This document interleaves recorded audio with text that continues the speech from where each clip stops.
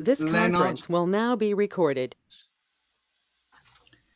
All right. Hello, everyone, and welcome to the AnCan High Risk Recurrent Advanced Prostate Cancer Video Chat on August 21st, 2023.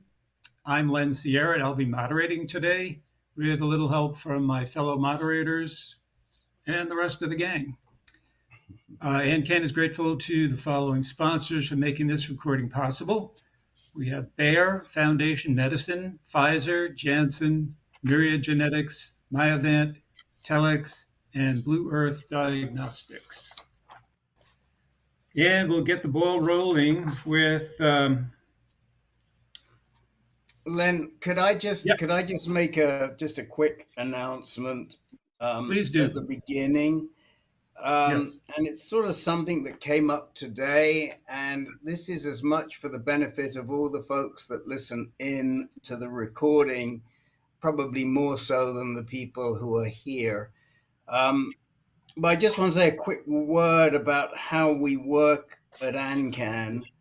As most of you know, I think the meetings, the group meetings are weekly, weeks 1 through 4 of every month. They're all free and they're all drop-in. We don't make a big ask for donation once a year, but that's not really how we operate. On the other hand, if you want individual time, then we do ask you to consider making a donation, because all of the moderators are volunteers. They've all got an awful lot going on, and sometimes it's hard for us. It's certainly hard for me because I'm running the whole show. We've got 30 meetings a month now to give people time. And I woke up this morning to a message with somebody wanting time, and I invited them to come to the meeting tonight.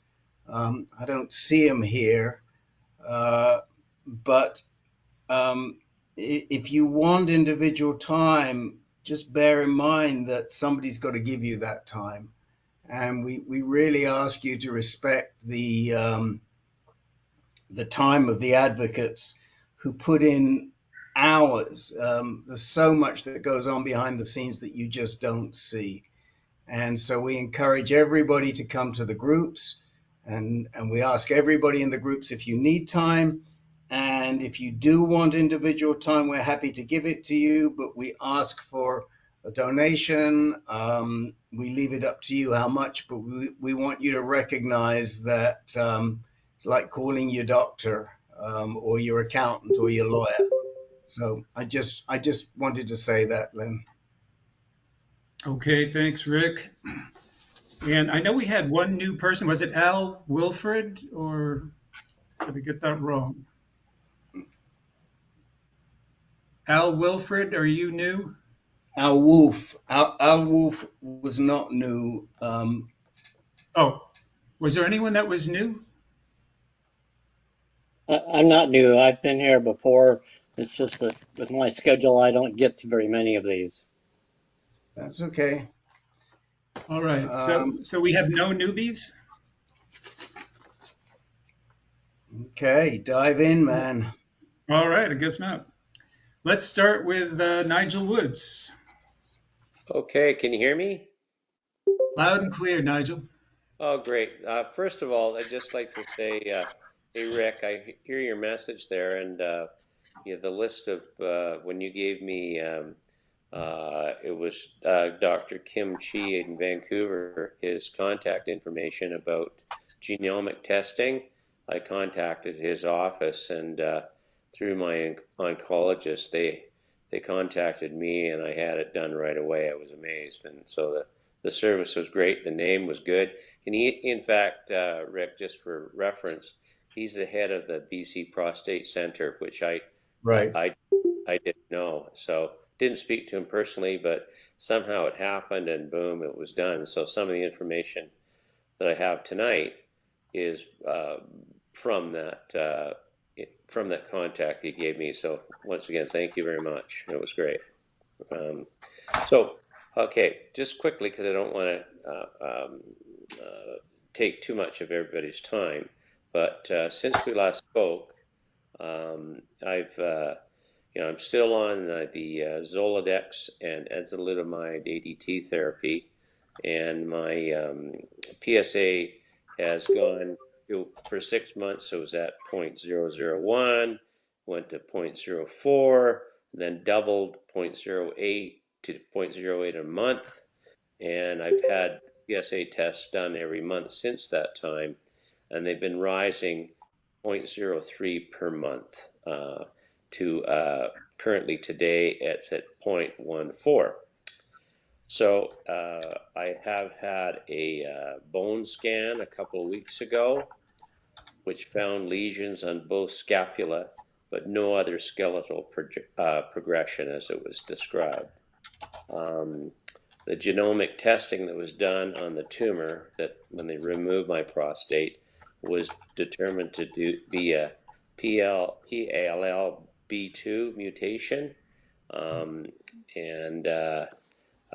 it was done in June of this year. But the reason I've got a meeting with my oncologist on September 1st, and I've got some things that I'd like to kind of clarify a little bit. I've had some discussions with the oncologist since that time, and they've been centered around the results of the bone scan and also the testing that they had done.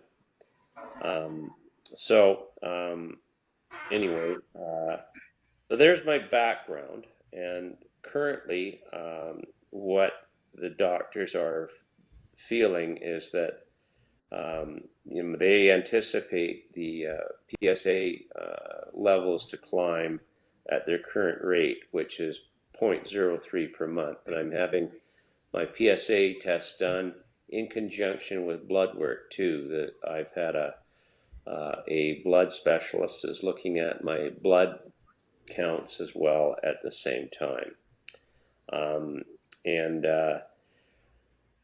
First of all, it seems to be that the discussions have been that if my PSA levels go to 1, what they're contemplating is putting me on this, what's called a PR21 trial, which is a combination of the docetaxel chemotherapy and the lutetium-177.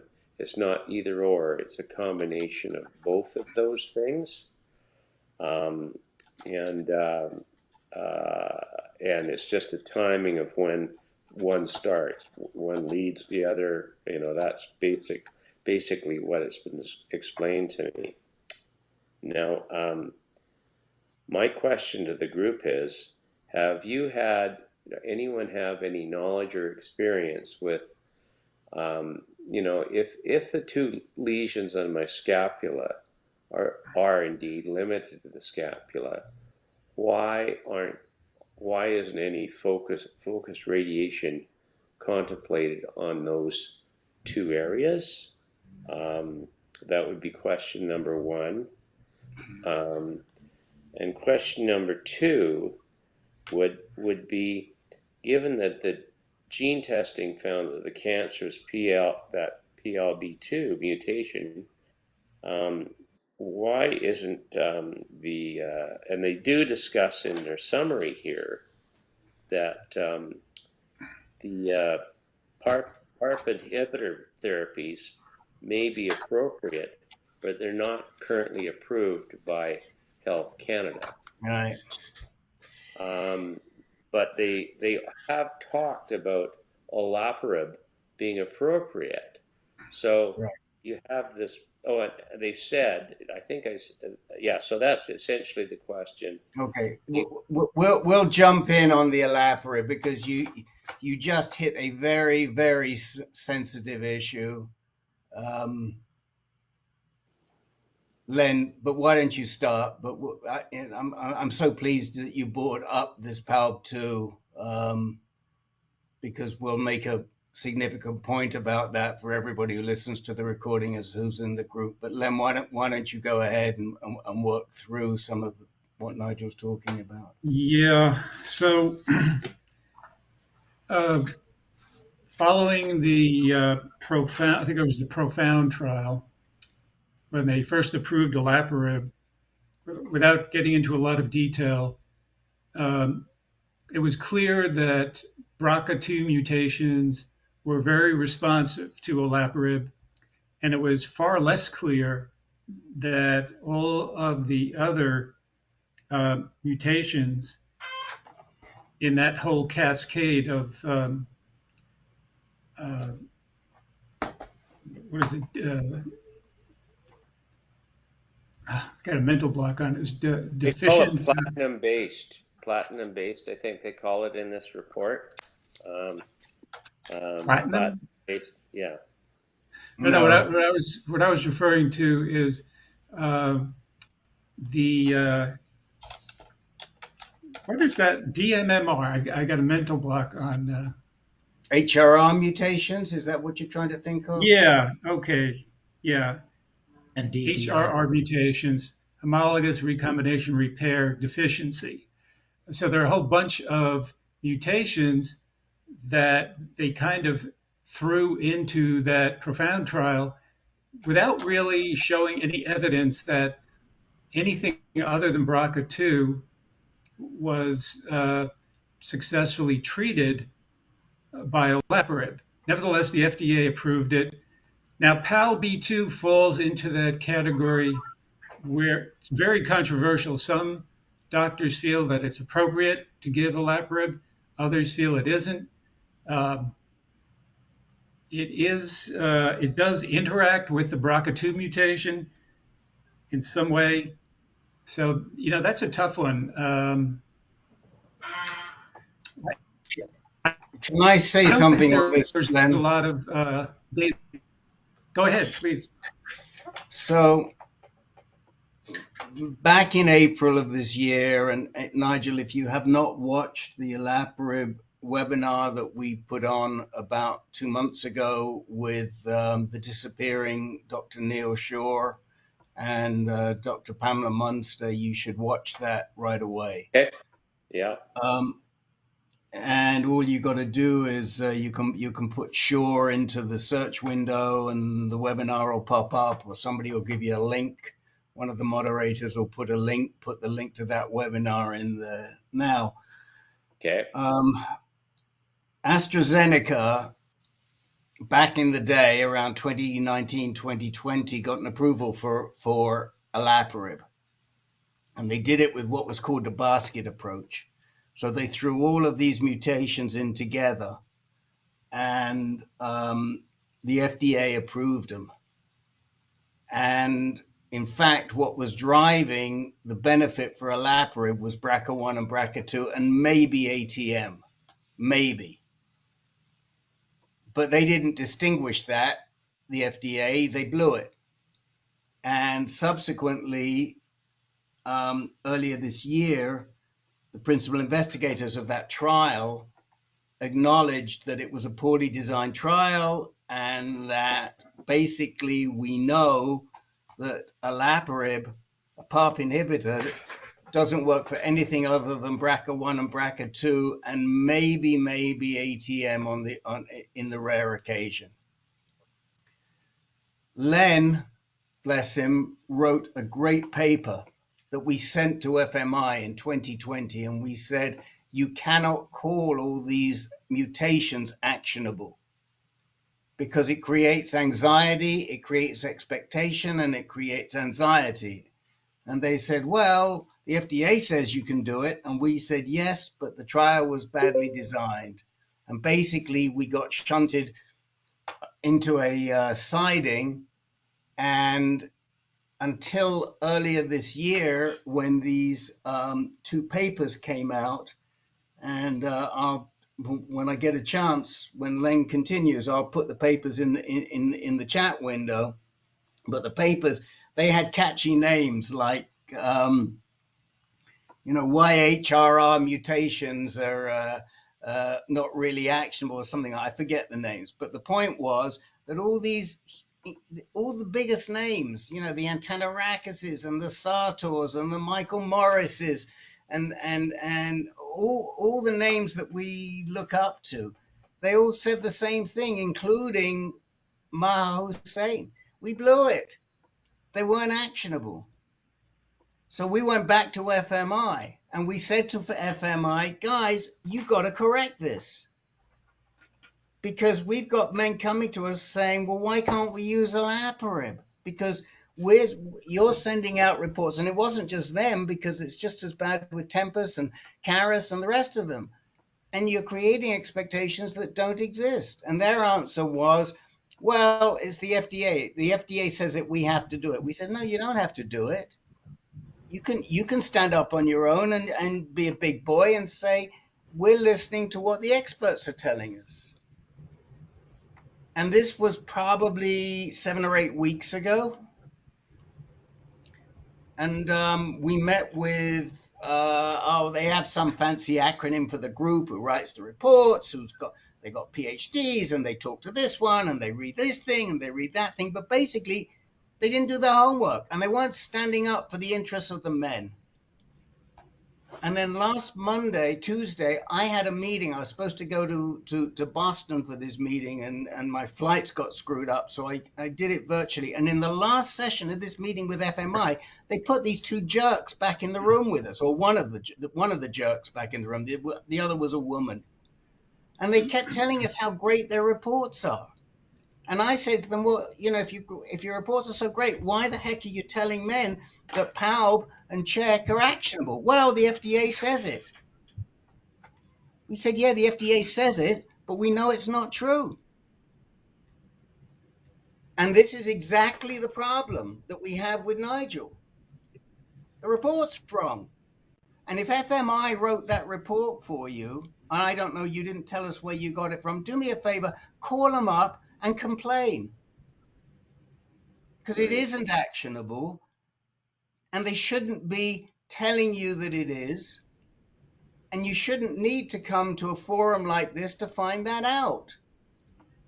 As far as we know at this point in time, all of the testing does not indicate that olaparib is actionable either on its own, with enzalutamide, with abiraterone, or anything else, unless you have BRCA1 or BRCA2. Period. Paragraph. And you can hear how angry it makes me, because and in fact, what I'm going to do is use this as an example and send it to FMI tomorrow. And then they'll get upset with me, of course, because because I was disrespectful to their people. But the fact is, they disrespect us. They disrespect patients. Why? We don't know why. You know, there are the cynics among us who say, well, the more actionable mutations they have, the more tests they sell. Yeah. I don't think so, only because I know FMI pretty well. But I also think that there is judgment required in terms of what the FDA does. The FDA is not God, and the FDA makes mistakes. And they clearly made a mistake as far as approving olaparib back in 2019, 2020. Yeah, I mean, Jim Marshall says ATM was another. Well, yeah, ATM did get thrown in, and ATM, as I've said a couple of times, ADM is the only one that's. Well, Len can talk better about the AT mutation because it may be actionable, but it's really the only one where we've found anything. Len, do you want to say anything about ATM? Well, you've already said it, Rick, that as you said, it may be actionable. There's just so little data. They had so few patients. I think there were only 5 patients in that original trial who had an ATM mutation. So, you know, if maybe 2 of them had some sort of response, what does that really tell us? We're talking about 2 patients, not really enough to base an approval on. But I wanted to ask you, Nigel, they said they wanted to put you in a clinical trial so you'll be taking simultaneously lutetium and what else? Lutetium and docetaxel. Docetaxel. That seems to me to be pretty aggressive and, well, I don't see why they would jump into a clinical trial when all you've had so far, if I understood correctly, was hormone therapy and whatever your primary treatment was. Yeah, the primary treatments were I've had my prostatectomy, kind of a core radiation, and I had some spots treated back last year with focused radiation. But I've been on the Zoladex and enzalutamide now for over a year. So that's kind of where I'm at. But they said they weren't going to push me Right, towards trial until my PSA reached 1, right? right, right. But still, what you have there, lutetium and docetaxel, two powerful drugs that both suppress the bone marrow, suppress your immune system. I mean, I'd be a little concerned about that. Um, your other question about the targeting the two scapula lesions with radiation therapy, I think it's worth discussing that with your doctor. Like, why aren't we considering that? Yeah, I mean, is it the same, Len? I don't really know, but I mean, I kind of fought for it a bit before, when I just had the 3 spots, one on my neck, on one scapula, and the other in my armpit, and they wanted me to go on a trial for that, but they used a higher dose of radiation, but I talked them into just doing it anyways. My radiation oncologist at that time. And certainly the one spot on my neck that I could feel, which was in my lymph system, it's gone. I don't feel it at all. So in my simplistic way of looking at things, are these 2 spots really driving the uptick in my PSA? If so, is it like a lesion on your skin or something like that? I mean, my scapula, there's no issue, I don't think, with treating those spots. It's not like your spine or somewhere else in your body. I would think they could probably treat it quite easily, without putting me at any further risk. That's kind of where I'm coming from, you know. Yeah. So The other thing, That would be a good thing to make sure of, because maybe a radiation oncologist who successfully treated those nodes can do the same thing, but maybe they can't do it without irradiating the heart or something. But it seems like it would be very important to know, since you responded well to previous radiation spot treatment. so it would be a wise thing for me to do and say, hey, why not maybe push them on this and see where that goes. Well, consult the yep, radiation oncologist. Okay, okay, right. Thank you on that very much. yeah, I mean, if the rest of the guys agree, I would go back to the yep, radiation oncologist and see what they think about that. Yeah, They and know how they're going to have to aim that beam. yeah, and this was just a bone scan. The previous scan that I had done was a PSMA scan that I'd had done here privately that showed these 3 spots, and they used that information, um, to focus on those spots, and they actually took biopsies of those spots and determined that they were cancerous, and then they treated them, right? So there's a little bit more history there, um, in my situation. So, okay, So I have a couple of questions for you. Who is running your care right now?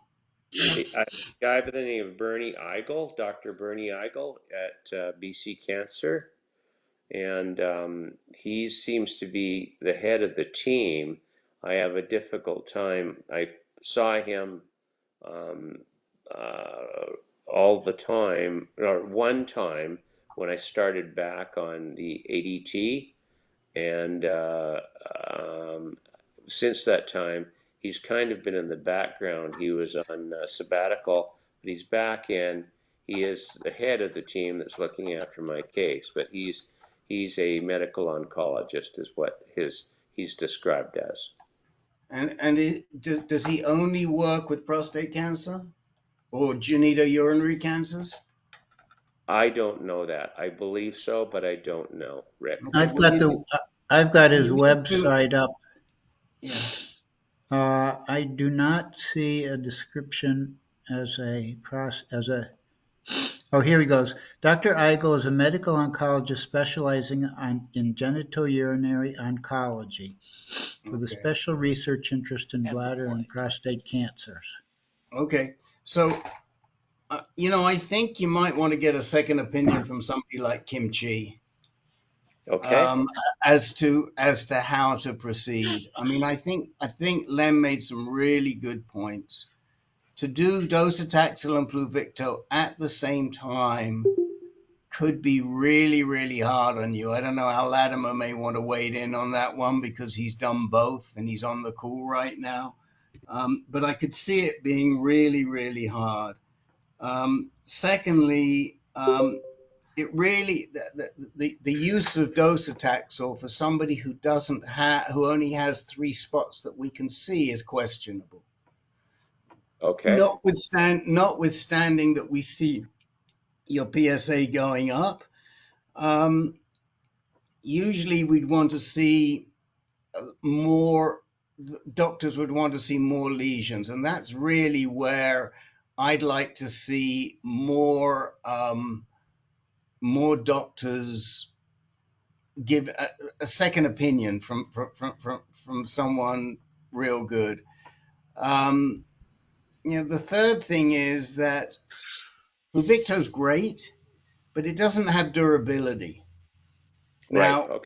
maybe we don't know if it could have durability for somebody early in the disease cycle like you, Nigel, and maybe it could, and maybe that's why they're doing this trial, although I suspect this. Do you know if this trial is a North American trial or if it's just a Canadian trial? I think it's a Canadian trial based out of Ontario, Rick. Okay. I So don't know that. again, I think it is. that is an issue, and it may be something. I mean, there are trials going on for earlier use. I'm not familiar with the trial. If you put the trial number, the NCT number in the chat window, we can take a look at that. But there are a lot of issues going on here. Don Hyatt, I think you probably arrived a little later today. Is there Yeah, he's something had you his want hand to? up for a while. Yes, Go please go ahead, ahead. Don. Yeah, I was going to reply to Nigel regarding the targeted radiation treatments. I had just completed 2 treatments of lutetium-177 in Australia. Came back and we still had uh, kind of a spot on one of my ribs that was still lighting up after the PSMA GA scan in Australia. And so we did targeted radiation on that and was able to drop my PSA in half just with that. So that's how I helped keep my PSA down. But I'm still bouncing up like crazy. I heard your numbers and the point change. Mine's are doubling in the 4s and 12s and 24 range. So I'm kind of curious.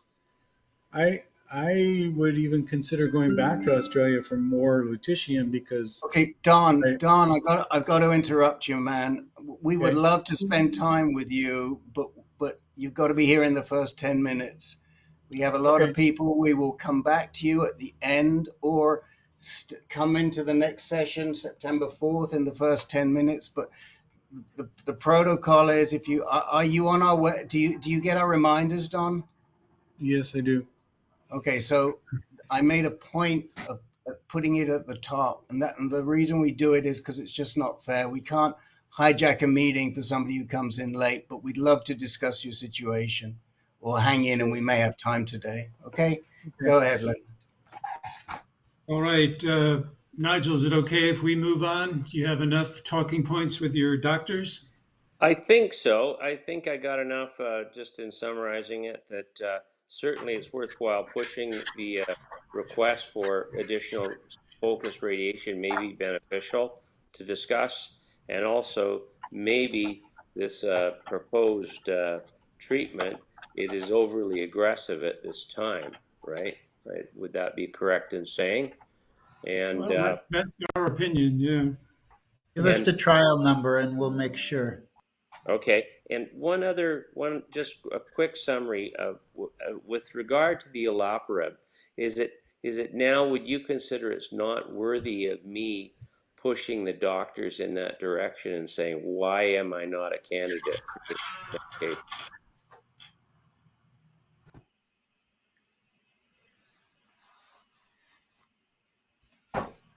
Len?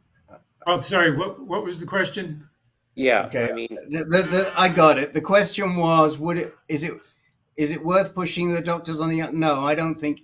If it were me, I would not be pushing it. We've discussed this with enough genitourinary medical oncologists, and the consensus is that it is not.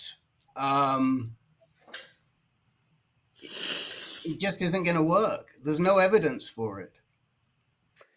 That's that the The makes fact bottom line. There's no data, very little data. Just theoretically, some oncologists think it should work, but you have no data. And the other thing to weigh up is PARP inhibitors are pretty toxic. okay. And one of the reasons why we have said you cannot be recommending these drugs for people with mutations that we know we don't see them responding to is because the drugs are toxic. And we don't want to put you through that toxic situation when you're not going to get a benefit. Right. Right. Okay. Okay, Nigel, we're going to have to move on Okay, that's great. because Thanks, we got guys. That's 10 great. guys. Good Okay, All right. discussion. I'll get that trial So, number. yeah, Okay. thank you. Okay. Let us know how it goes. Let's go to Jeff Markey. Hello there. Well, just a couple things. I mentioned last week that I was going to be speaking to the radiation oncologist about zapping the metastasis on my L4. And he canceled and told me, no, I've spoken with the guy who does this, and he will meet with you on Monday, which was this morning. And he says, yes, he can definitely zap it. And the only problem is my L4 is not perfect. It's it's worn out over time. It's worn over time, and this could cause it to crack eventually. It may not. The other thing is, I had my blood test. My PSA went from 1 to 0.3. I started darolutamide 3 weeks ago, and it was on olaparib for a week before that. But it seems like it really, for the first month I've been on it, it has really made a big difference. The only issues are red blood cell and hemoglobin are now low, and I've been a little bit tired. It's not too low, but anybody know about taking iron in that situation? It's an iron deficiency. No. How's your iron level? I have no idea. Should have didn't even think to have it tested till I saw the results of my tests last Friday. Your What bone did marrow PSMA? is not is not failing to make red cells because it doesn't have enough iron. It's failing to make red cells because of the effect of your olaparib, probably. Well, it's I was only on it for a week, and that was Oh, 3 oh, weeks ago. I've been oh, on okay. darolutamide since. All right.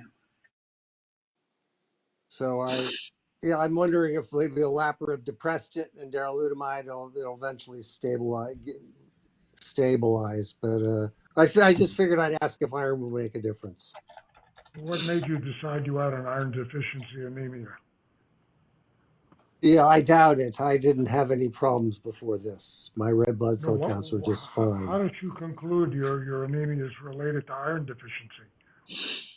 Well, I just found an article that talked about the fact that if you have too little iron, that you can have the low RBC and hemoglobin. And Yeah, but there's so many reasons you can have a low RBC and hemoglobin.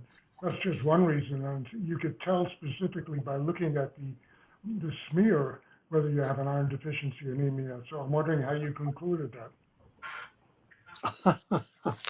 Yeah, he's just guessing at it, Jack. He I doesn't have know. I have low RBC and low hemoglobin, Yes, which yeah. leads I to have that too, and anemia.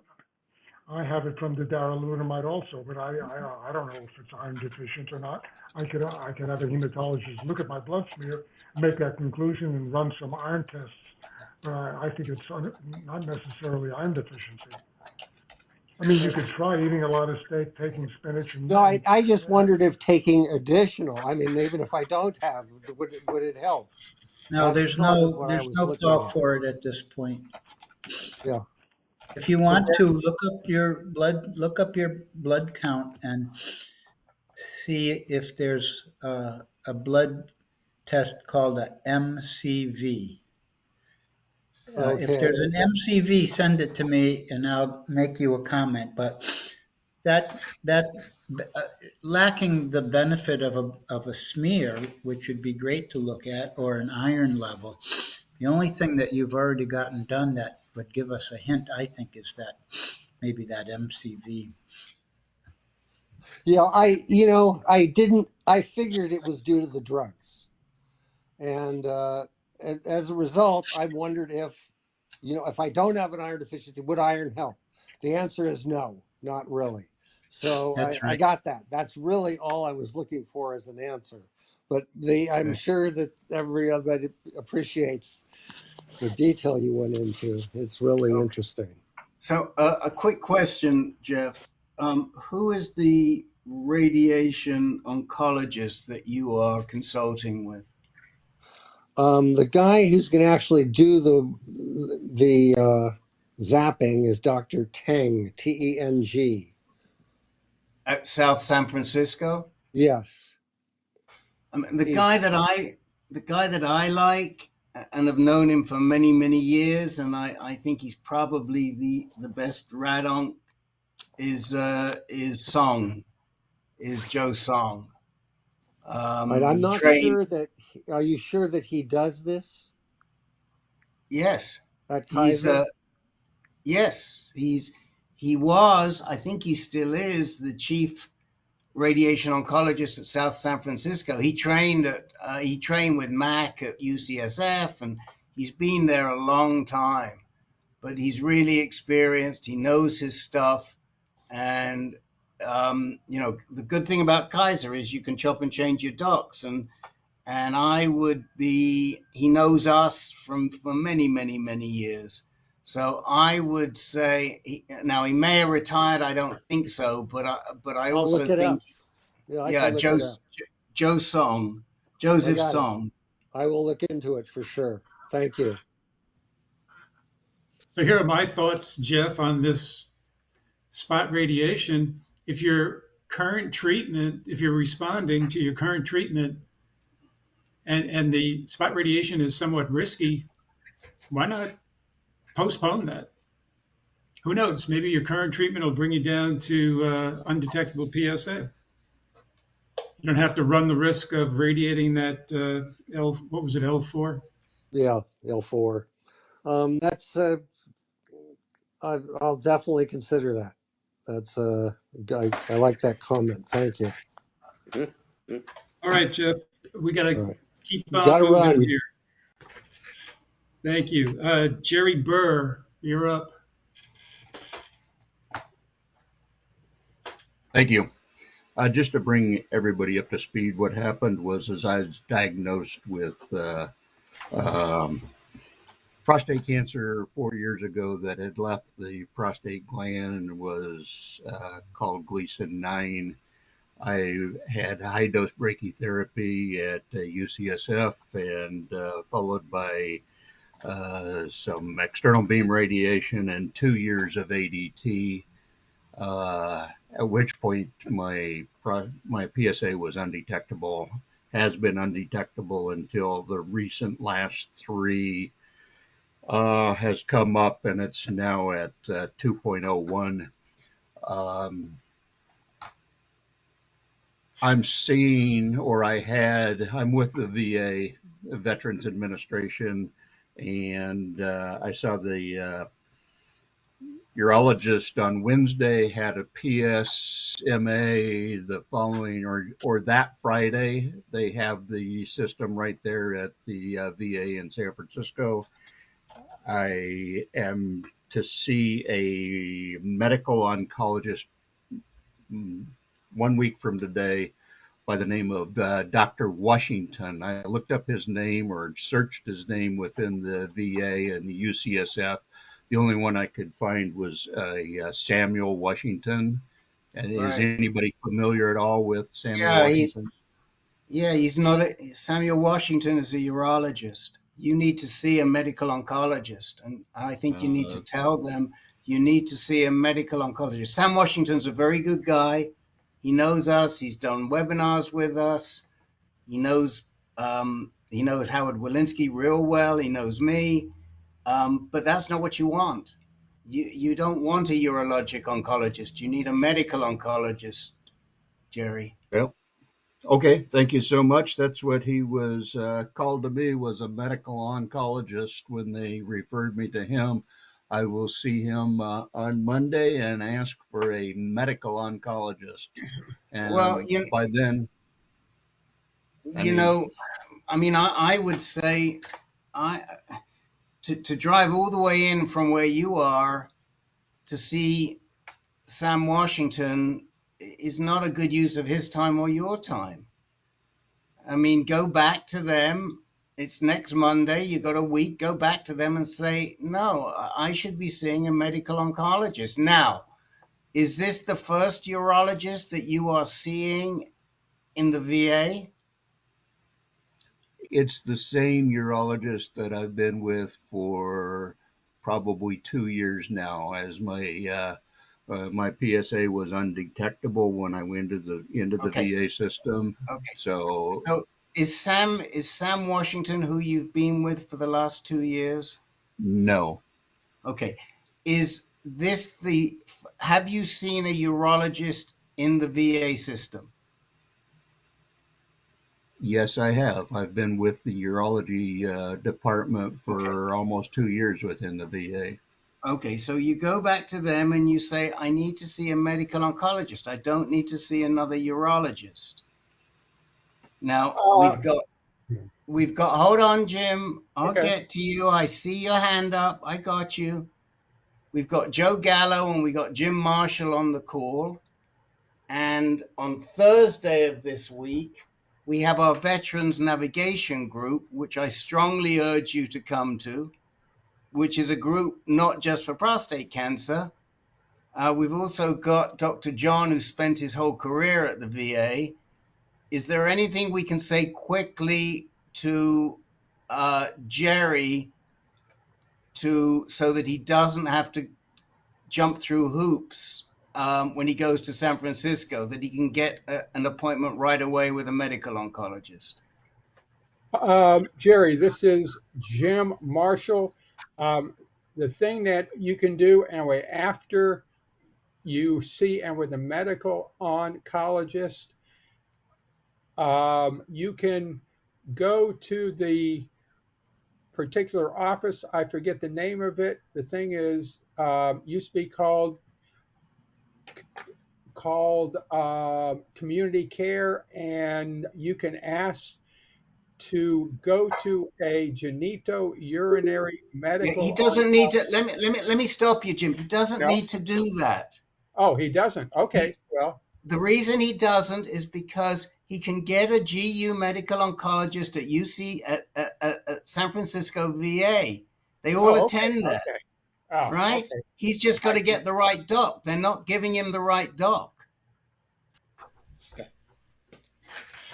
He doesn't need a urologist. He needs a medical oncologist, and there's plenty of attending medical oncologists from UCSF, from Amy Lynn down at San Francisco VA. He's just been assigned another urologist when he should have been assigned a medical oncologist. How does he change that? That we can discuss on Thursday. All right, I will be there on Thursday. It's just that I was given the name of Samuel Washington, or actually just Dr. Washington, and they called him a medical oncologist, and I didn't know him. That's the reason why I'm here. And thank you very much for your input, Rick. I hope there's not two Dr. Washingtons and we're getting our signals crossed. Yes, I mean, it could be, and you need to just check, call the VA and make sure, see if it's Samuel Washington they're referring you to. And if it is, then you say, I was supposed to be seeing a medical oncologist, not a urologist. Joe, you look like you want to say something. I'm just agreeing with you, Rick. That's what I was going to say, the same thing. Make a phone call, do it before Thursday, call tomorrow, and just say, first off, who's the Dr. Washington you have me set up for? I really ought to see a GU medical oncologist, and if they give you any issue, we can help you, talk through that on Thursday. But it's also possible that whoever did the scheduling just wasn't staying aware. Thank you. Got it. Appreciate your time. Okay, thank you, Jerry. And Joel Blanchett, you are up. Yes, Dr. E, through my chart, sent me a message last night that said, I'm going to be gone for 2 weeks, starting Tuesday morning. So, because I was telling her about the results of my FDG scan at the VA that I had last Friday. I got the written report today, which I also forwarded to her. And the only thing it differed on than the gallium-68 Illucix scan that I had in Houston. I'm going to read to you directly out of the report. There are a few sub-centimeter lymph nodes with mild FDG uptake in bilateral hyla and subcardial, precardial regions. The index measures 8 millimeters with SUV max of up to 4.2, reactive by pattern. So I don't understand all this lingo, and I don't know how to pronounce the words, but that's the only negative thing I saw in the entire report. And How many PSMA positive lesions were there, Joe? 0. Oh, okay. So you certainly don't want lutetium. yeah, according to Dr. Antonarakis, anything below SUV max of 5, but he was talking PSMA, is usually not prostate cancer. But I don't know if that stands up for the FDG also. It's a good point. So I don't know. Anybody know the answer to that? So I asked Dr. Yeah. E, are there any other parts of me that she wants radiated based on this report, other than what she told me to radiate last week, which was the L4 and the C6 and the C9. So I don't know if she's going to answer me tonight or if she's going to wait till she comes back from wherever she's going for the next 2 weeks, probably vacation or some conference someplace. It doesn't sound like there's a urgency to this, Joel. I think you can wait. I don't know. What do you guys think?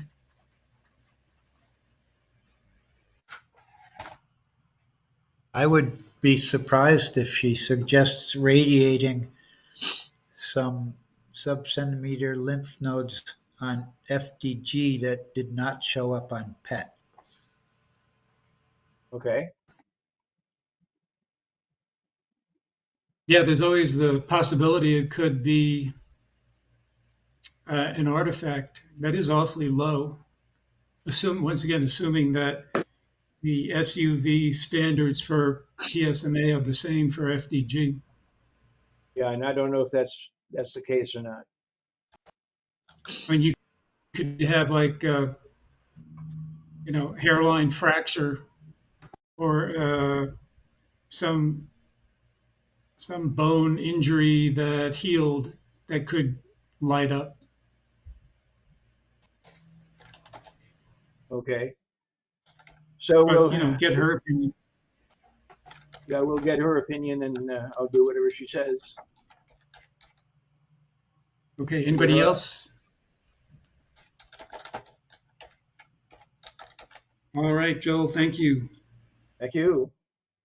And let's see who have I got next. Al Latimer.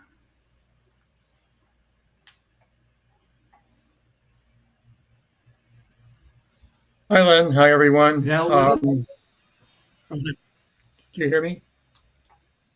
Yep.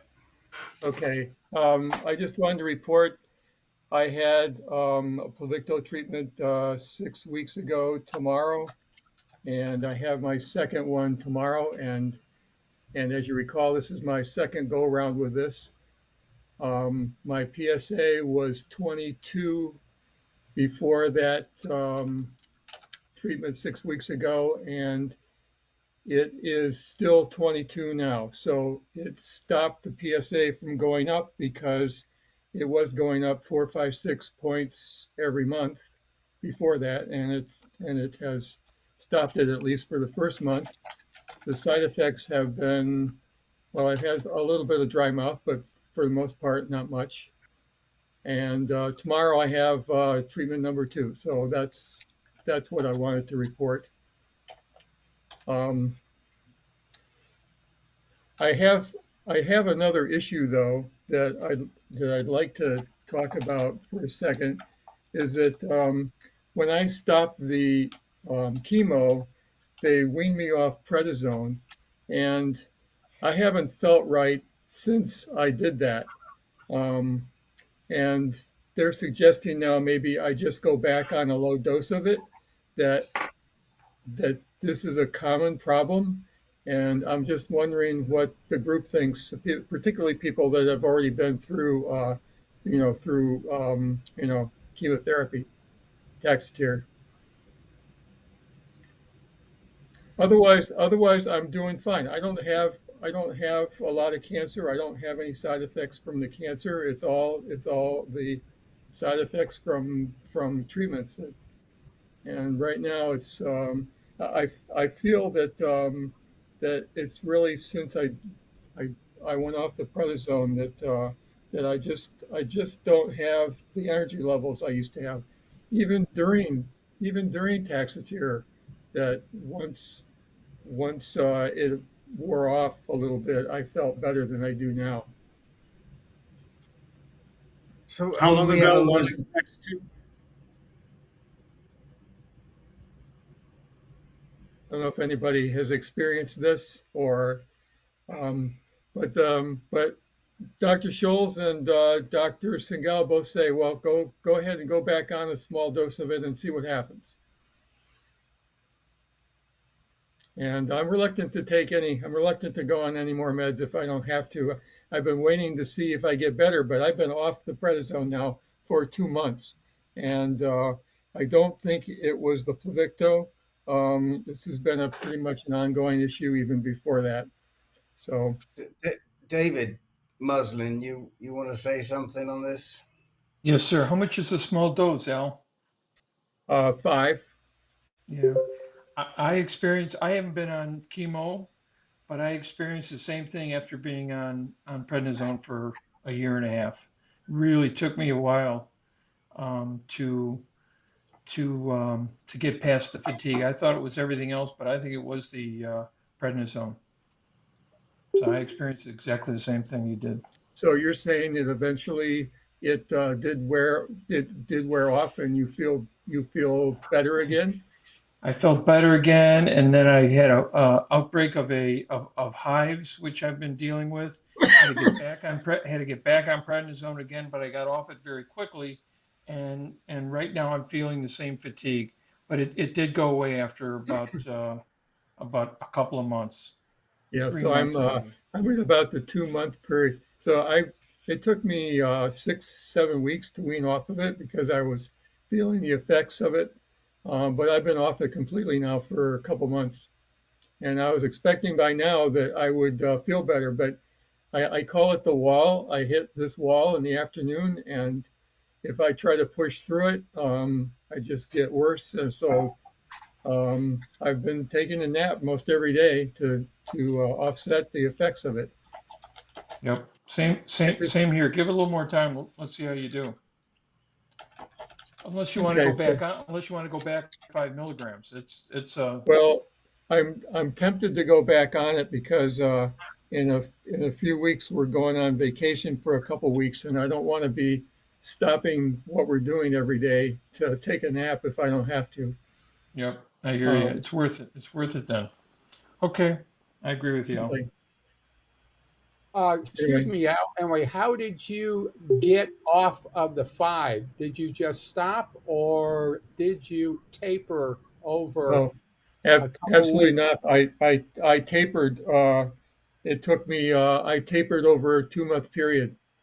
I had been on 10, I guess, at the by the time I was done with the at the time I was done with the chemo. But so yeah, it took almost 2 months to wean me off. Uh, for that, it took me about 3 weeks to taper off, and I didn't have any um fatigue. And afterwards, I was off, and it was off. So I Yeah. don't know. Well, I felt it right away. The first time I dropped it a little bit, I felt it, and I felt it every time I dropped. And anyway, So yeah, let me ask the group, because there's so many of you guys who have experienced prednisone because you've been on Abby at some point or the other. Is there anyone else in the group who has had issues after tapering off prednisone? You can put your hand up or wave or do whatever. Ah, I see. Gary Gary. Peters. Go ahead, Gary. I was weaning off prednisone after abiraterone. I started weaning off in June, and after about 6 or 7 weeks, um, I was experiencing this kind of fatigue that Al and David are talking about that I never had when I was taking it with abiraterone. And all I could think of was that it's the prednisone. I went back out for a week and I felt better, but I did not want to stay on it. So I've continued to get off it and I'm almost off it altogether. And I think the fatigue is getting a little bit better, but it was a real thing for me, just like they're describing. Yeah, and I was on abiraterone before I did the chemo, so I've been on prednisone for longer than just doing the chemo. They kept me on it right through the chemo. So I don't know. I guess maybe I was on it a year and a half or something altogether before I weaned off. I was on it 2.5. Yeah. There's So there's I'm trying to be patient. I don't really want to add another med to this process if I don't have to. Right. Maybe you could try 2.5 instead of 5. Well, yeah, so basically the doctors have given me the green light to try, to experiment a little bit and see if it helps, in the short run anyway. Right. I don't want to be doing it like indefinitely. Right. Where are you going on vacation? Spain, Oh, nice.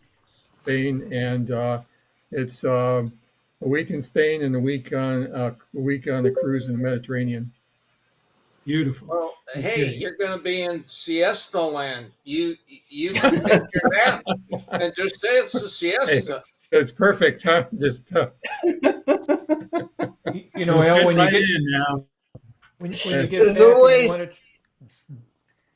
when you get there's back, tell. always a, Hey, there's I always a need you. silver lining, Al. There's I need you always a to silver tell. lining. Yeah, I need you to tell that to my wife. when you get back and you want to try to get off of it, there's also a test that I think Rick actually told me about it to see if your pituitary gland is functioning or not. And that's what, and you can just, so you can just check that out too when you get back. Maybe You know, it's someone, yeah, someone else mentioned that. That's a good point. I'm glad you brought that up. yeah. What test is that, Rick? I can't remember, but there is Dr. John has left, but Jack, what is the test for to check if you're pituitary? I think it's ACTH. Yeah, I think so too. Yeah, so Yeah, you can that do that sounds when you right. get back too, Al. ACTH. Thanks, Jack. Adrenal corticotropic hormone. Yeah, yeah. Okay, well, Have a safe and wonderful trip, Al. Enjoy yourself. yeah, Yeah, have it's fun not now. it's not until the end of September, so it's not, Oh, but Okay. oh last boy. 2 weeks of September. It's coming up though. It's Coming up five anyway. All weeks right, away. Al, we're gonna Any, move anyway, on. anyway, thank you guys. You're welcome. Tom Jacobson, you're up.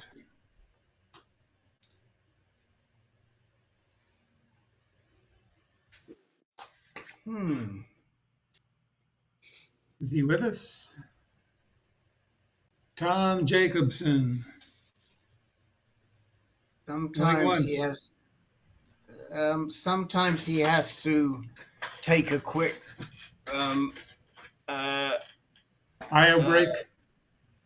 well, to help his wife. A quick. No, not a bio break. He has to help his wife. So come back to him. Watch out, and he may come back on in a few minutes. Okay, so then we will next move on to Al Wolf. Okay. A couple of questions. I've had some friends of mine recommend soursop tea. Is that a benefit in working with prostate cancer? What was it?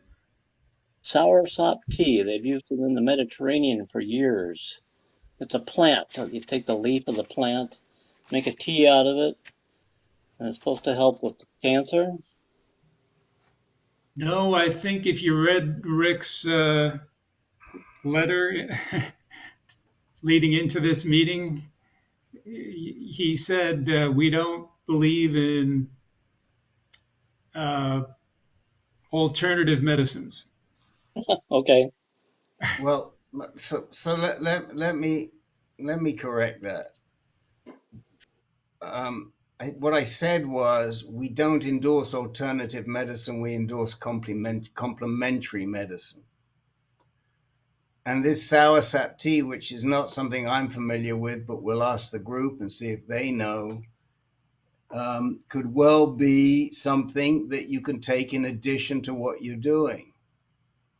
And I'm not sure what you're doing. I think the last time we spoke, we suggested you get Dr. Harzstark onto your team.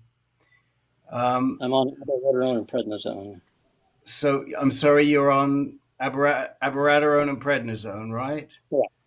So the first thing to do is to and did you involve Dr. Harzstark on your medical team? It's Pollock. It's the medical oncologist I work with. Did you involve Dr. Harzstark and your medical team? No. Okay, well, we strongly recommended that you do, and we still strongly recommend you do. The reason being that your medical oncologist on Maui is not a genitourinary medical oncologist, and he just doesn't have the knowledge. And at the time, Al, we said to you, you're very fortunate. You can access a good GU medical oncologist, Dr. Harzstark, and ask for an appointment with her and add her to your medical team. Okay. And we can't give you better advice than that. I can guarantee it will do a lot more good than the soursop tea in helping your cancer. That's not to say that the soursop tea may not help. The problem is that you can't take any of these supplements without checking with your doctor first, because some of them have interactions with the drugs you're taking. Right. They may have interactions with the abiraterone, they may have interactions with the prednisone, they may have interactions with other drugs. And we do not recommend taking anything like that instead of what you're taking. It may not be harmful to take it in addition to what you're taking, which is what complementary medicine is. Okay. But I personally am not familiar with soursop tea, and nor am I familiar with any herbal supplement that prevents cancer. It may help slow it down, but I don't know anything that actually prevents cancer where we've shown it actually prevents cancer. So Okay. has anybody in this group heard of soursop tea? One of the recent seminar had a whole section on this, and eventually came up with, well, it really doesn't. It hasn't had noticeable medical benefits, but they were really pushing it for a long time. The one whole session was about it. And who was giving that seminar, Jeff? Yeah, I didn't. After hearing that for a while, was it the PCF that was or Zero that was real recent? Okay, Let me see if maybe I've got it. I think it was PCF. So another very good place to go to look it up is the Memorial Sloan Kettering supplementary drug site.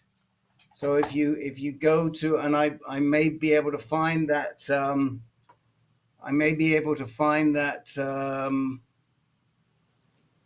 link for you. I'm sure I can find it, but look up soursop and see what it says. So that's our view on soursop. You heard Jeff. Evidently, PCF said doesn't help.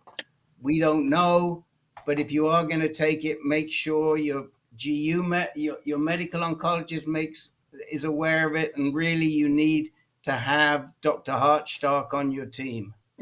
And I know that's the second time, because I got a note, that's the second time we've recommended it. And I think Peter Kafka suggested that to you at the outset, Al. Okay. Very good. Good records.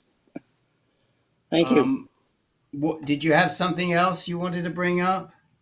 I was just wondering with the PSA, is it going down and down very nicely with me? Is there some point where I become cancer-free and don't have to do all this prednisone and that stuff anymore? So I don't have in my records what your original diagnosis was. What you were de novo metastatic. Did they ever give you a Gleason score? No. No. Well, the likelihood is that it's almost certain you have a 4 or a 5. So we don't believe that you're ever going to be cured. Could you get a durable, continuing remission? You could. Okay? The fact that your PSA is going down and down is a result of the drugs. Mm-hmm. And so we would hope that it goes down and down, because that's what the drugs are intended to make it do. Now, if you have a doctor like Dr. Harzstark on your team, at some point you can discuss with her intermittent hormone therapy, meaning you can come off these drugs for a while, see what happens, and then talk to her about when you go back on.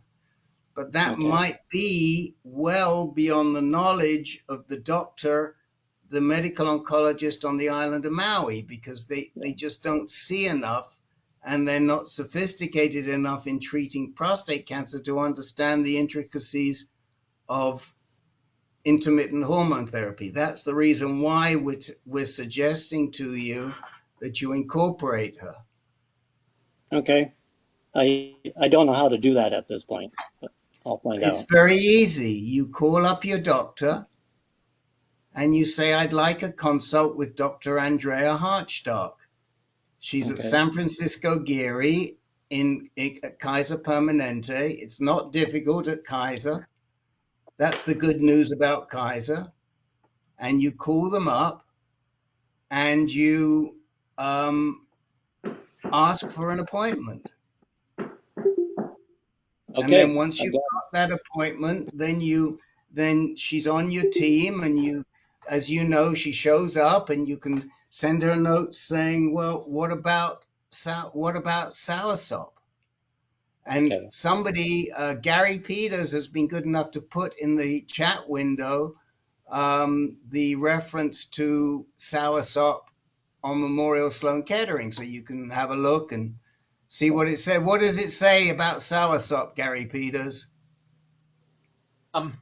It says it's an alternative treatment for cancer.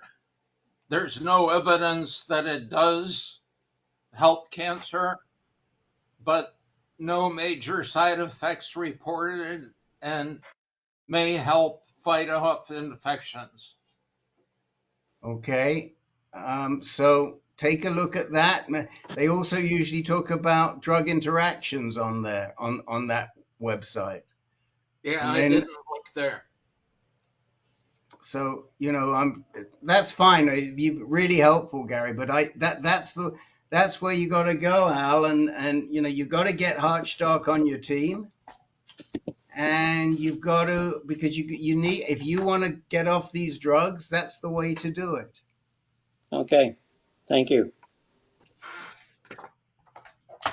Okay, let us move on now to Jim Barnes. Hey guys, hopefully my microphone's okay here. Yep. I got a new PC and I've been having some problems there. But just real quick, I've been dealing with prostate cancer, Gleason 9 for 3 years now. I was initially treated with SBRT radiation, had the prostate treated.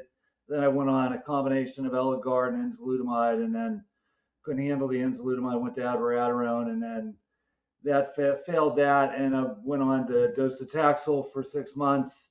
Ended that last November, and then in January I started lutetium 177, and I have I just completed my 6th treatment last Monday, and all along the way things were going okay with the lutetium, and as a matter of fact my PSA dropped all the way to undetectable.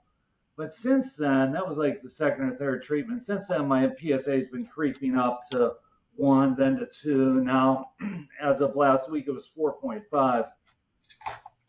Definitely the wrong direction. So I have my appointment with my GU oncologist, medical oncologist next Tuesday. So I'll get more insight there. So I'm half loaded with information now. I don't have a lot.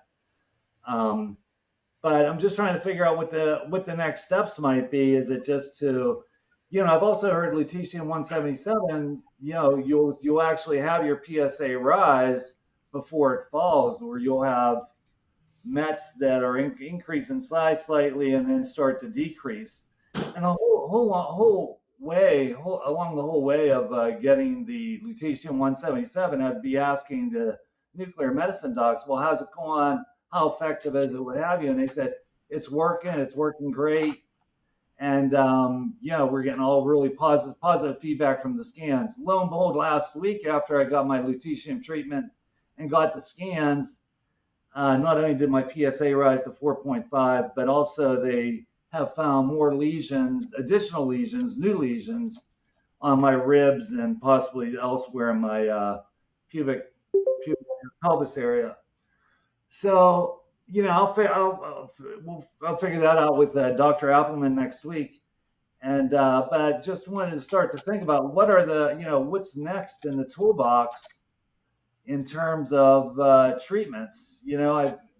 From off the top of my head, we've got Jevtana or an alternate second line anti-androgen of darolutamide or Orgovyx, or we've talked about BAT, bipolar antigen therapy here as a potential, and actinium is, I hear that's available if I was going to take a road trip over to Austria to get treated or something like that. And of course, there's always coffee enemas. Wasn't aware of that. Thanks for enlightening me on that, Rick. So, and by the way, I should mention that I have not had an Eligard shot since February. Since things seem to go swimmingly well with the LU-177, I figured I could take a break with that. Maybe that was a mistake.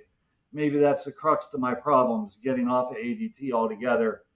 But my GU oncologist concurred with that. They said it wouldn't be a horrible thing if you took a break off of that after being on it for 3 years. But I was just looking for if anybody had any thoughts on, what's next after lutetium. I mean, Jim, did you feel any better after dropping the Eligard? Yes, actually, I have felt better. Yeah. Okay. Yeah. So well, I guess I have a couple of. Go ahead, Rich. Yeah, I have a couple of thoughts. First of all, what's your testosterone level? It was, even after I was off the Eligard for a month or two, it was still at less than 10. There was still nothing. So, but I don't know. But then all of a sudden, the nuclear medicine docs who were writing the prescriptions for my blood work that I was having done every 2 weeks, they took testosterone off of the list of the tests that they were going to perform on me. So I'm really frustrated at that. I don't know why they did that. And I asked them that. They're like, well, it doesn't have anything to do with Pluvicto. So it's not whatever the results wasn't going to change the nuclear medicine doctor's course of action. You know what I mean? And well, I do, and I think we've got a webinar coming up. I'm not exactly sure. I think it's going to be in November when we're going to have a very strong genitourinary medical oncologist, Dr. Sartor, and a very good radionuclide doc, Philip Kuo. And what we're going to be focusing in on is this issue around technical versus clinical practice, because the problem that we are starting to see, and it'd be great if you ask some questions in this, Jim, is that the radionuclide docs just don't have the clinical experience. And this is a really good example. They should be testing your testosterone. Why? Because it's maybe that with more testosterone in your body, that's what's causing things to go the other way, and they're not realizing. I mean, all they're doing is focused in on, well, how many lesions can we see? Have they done an FDG and a PSMA scan for you? Yes, the FTG, that's a bone density scan. No, the FTG is another type of scan that uses glucose to scan for lesions in your body. No, I don't believe they've done the FTG scan. Well, then you need to tell them if they know what they're doing, then why aren't they doing a concordance scan? Because what may be happening is that the Pluvicto is not getting to all of the lesions. And that's what we want to know. We talk on here all the time about concordance. And Mike Yancey, God rest his soul, was not concordant. And the sooner we know you're not concordant, the more we can do. And what we want to know is, are all your lesions responding to PSMA? And if they're not, where are those that are not, and what can we do about them? Now, how do we find that out? We do a PSMA scan and an FDG scan. close 100%, together. 100% they've done the PSMA scan. Yeah, but the Every problem is that um, do you know if all of your lesions express PSMA? I believe that they have. You know, when you're dealing with these two, you know, you go from your GU medical oncologist and they throw you over to the nuclear medicine guys. The nuclear medicine guys aren't that forthcoming with them with a lot of information. They're kind of in Yeah, their but own it's little world there. but you've got we try to teach you to be your own best advocate. And when Sure. you throw concordance at them, they know what concordance means.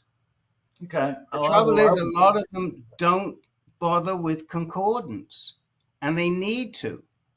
I don't know what it's going to take, but if you go to Michael Hoffman, who's probably the leading radionuclide medical doctor in Australia, he won't even start a radionuclide treatment without knowing if you're concordant. I mean, it's just critical, and why there is a reluctance in this country, I don't get it. So, you know, have you now finished your Pluvicto? Yes, last Monday was my last treatment. Okay, so you tell them you want to find out if you're concordant. How many you want a PSMA scan? If their treatment was successful, there shouldn't be anything showing up on the PSMA scan, and you want an FDG scan because you want to know, are there any lesions in your body that didn't get nailed because they don't produce PSMA? Rick, this is Al. When Go I ahead, Al. finished when I finished my 6 treatments, Dr. Calais said I need to wait 6 weeks to 2 months before I do those 2 scans. He didn't want to do them right away. I did do both. They did have me do both the scans you're talking about, the FDG and the PSMA PET, and they were positive before I started, and they were both negative when I was done. My PSA went from 65 to 1. But but Pluvicto is not a cure, and they don't know everything yet.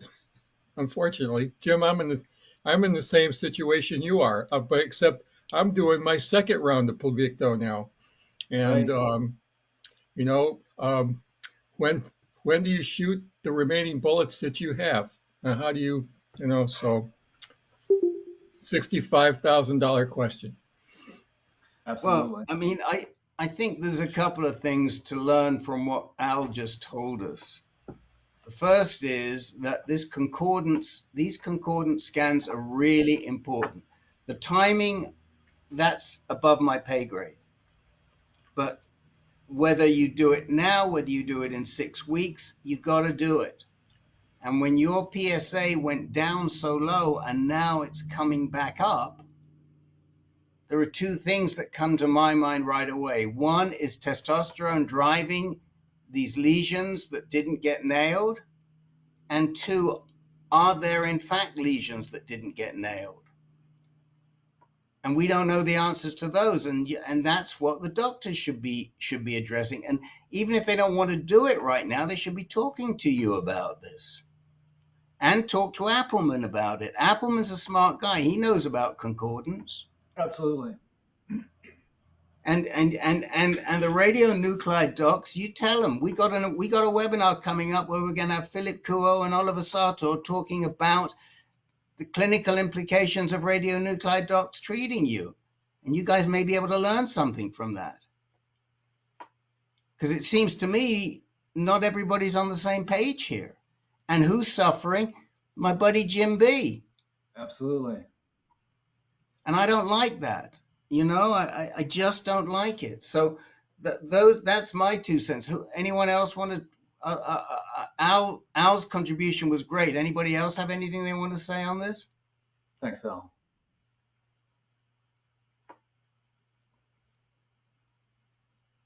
Jim, just quickly, I forgot where you said your PSA was when you started the Pluvicto. Oh, it was 3 and change, 3.5, let's say. Okay, so Yeah. so you went from 3 to undetectable but it hasn't stayed undetectable. Is That is that correct. is that correct? That's correct. It's risen to 4.5 as of last week. So, so one thing about this is everybody's different. I mean, I had a great response. Some people have no response, even if they do have a PSMA PET that's that's shows that you have PSMA. Some people don't respond to it. Some respond partially, and some have great responses. I had a great response, but as soon as I stopped, my PSA started going up again. So what does that mean? I don't know. Nobody knows. Yeah, same Um, thing I, happened to me with docetaxel. As soon as Par- I stopped, the PSA went right up. Yeah. So Was me your too. PSA rising while you were still taking Pluvicto? It had gone all the way down to undetectable and then slowly rose from there. My, While you were mine, still on Pluvicto? Yes, while I was still on Pluvicto. So But to I've mine, me, heard, that suggests that those lesions are not PSMA positive. Right. yeah, yeah, he really needs both scans. And That's exactly what hit me. And what we should be doing, Jim, is finding out right now. Well, maybe not right now because I don't know the nuance of waiting 6 weeks. But we need to be thinking, let's find out where those lesions are and let's biopsy those lesions and let's look and see what do we find in there? What type of cells? What are the mutations in there? How are we going to treat those cells? And do that sooner rather than later. Because it sounds to me, and which is what I saw right away, and the group sort of come around to the same thinking. Maybe we've got cells in there that are not PSMA avid, and we need to be figuring out how to treat them. And the earlier we can do that, the better we are. Yes, Dr. Jack. Yeah, I was reading an interesting article about biomarkers they're using for mismatch repairs, and they're starting to screen rather than wait to do the FDG concurrently with the PSMA scan. They're using that neuron-specific analyase, NSE, along with GGT and alkaline phosphatase to screen and rule out, where else it could be in the body that hasn't been picked up by PSMA. And whether it is, possibly a neuroendocrine or liver or bone met that's not being visualized by PSMA.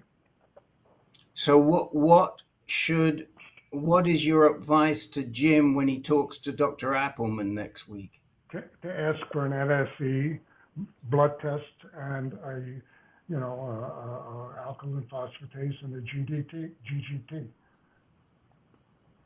So that you can, they can look at what else is going on to screen what this article points out, rather than jumping right into an FDG a PET CT scan along with another PSMA scan. So there's another suggestion, FDG and the PSMA, or maybe do some screening for NEC, or let's see what other markers might be coming up. Is that neuroendocrine? Is that NEC?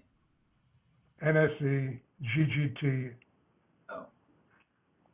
and alkaline phosphatase. Okay.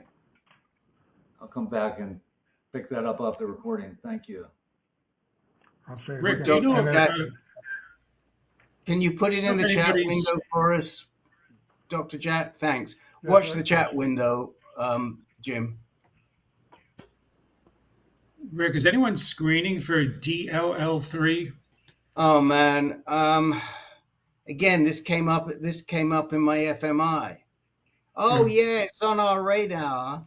And I had a discussion with Ben about this during the around. Oh no, we were talking about PSMA avidity. That was something else.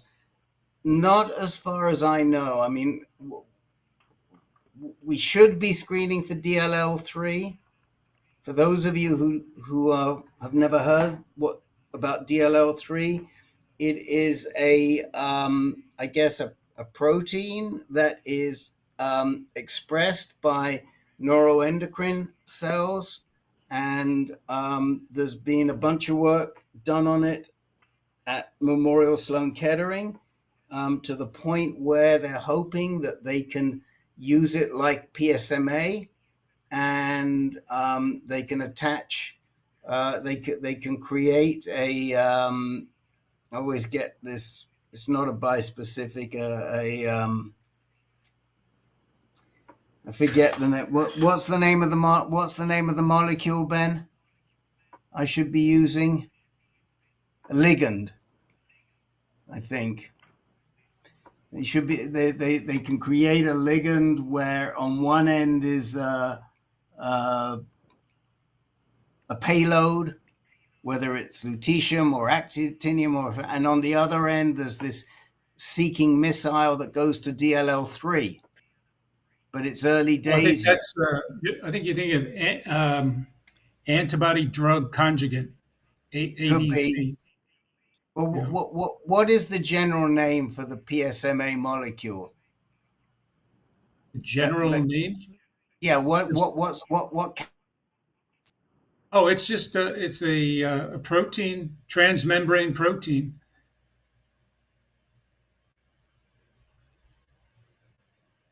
Did I just freeze or did Rick? I think Rick froze. Oh, it's Rick. Okay.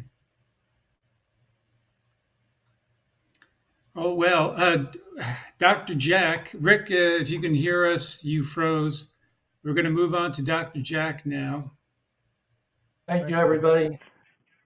Thanks, Jim. Thank you. I just, so 5 weeks ago, I went off the darolutamide, and I wanted to see if it would make a difference in my white count, which had dropped down to 2.4, and then subsequently to 2.8. So he agreed. He said, let's go off and see what happens. 2 weeks ago, before I went off on my trip, it went back up to 4.3 without the darolutamide. And he said, see, this morning I saw my medical oncologist. He said, I told you what happened. So I had another blood test done. I walked out of his office. I got into the hallway, and I went back to 2.8. So I ran back into the office. I said, look. He goes, oh, my God, he scratched his head. I thought, he said, well, start back on the darolutamide anyway tomorrow. So I'm a little confused.